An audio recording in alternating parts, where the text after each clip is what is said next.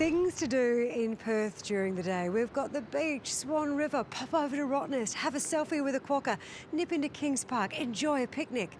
And things to do in Perth after night, well, we are amassing quite a tidy little list. Perth is in the middle of a serious revitalisation. From public art to music, venues and food, even for the locals, it's hard to stay on top of it. And that's where you need an expert. Oh, hey WA, do we have an experience for you?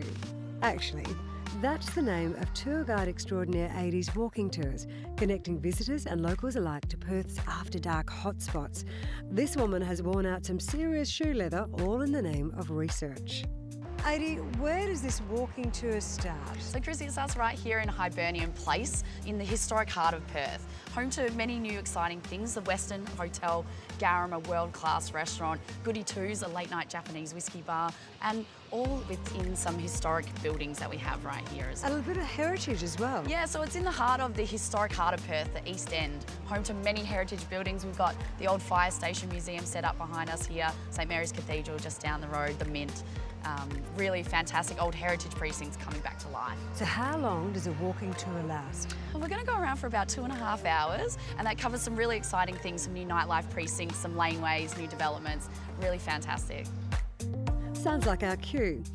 As we walk between various night spots, Adi points out the street art hidden inside lanes, some with interesting backstories, including the murals celebrating Prince Lane's connection to the fashion industry. First stop, yep, it was a flower factory. Now it's an inner city pub covering 3 levels, and yes, it is always this packed. At the bar, gin with a West Australian twist, and on the tables, food made with the freshest WA produce. Some of the night spots we can't take you into, like Sneaky Tony's Whiskey Speakeasy, where entry is via password only. Now, I don't know if I would have gone in here by myself, but Adi is all fired up about it, and the Rooftop Bar is just one of the unexpected attributes of this venue.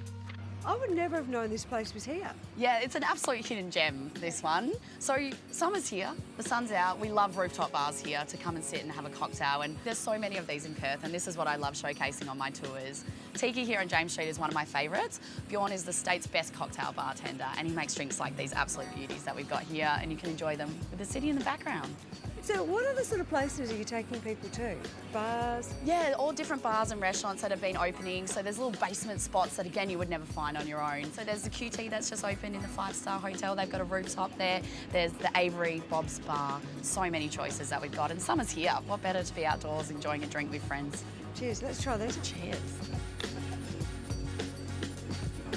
Adi, I love this spot. Oh, Gaggan Square, isn't it just amazing? Finally connecting Perth to Northbridge, and it's an absolute feast for the senses. It lights up at night time. Got the stunning digital tower here, the beautiful colourful cover over the auditorium, and it's also got some amazing food. Ooh. I love to bring my bar tours here for food because there's some incredible spots, like Street Eats Eatery. It's a street food inspired place, owner operated, live music, street art, just absolutely awesome. You know all the good places, don't you? Of course, that's what I do.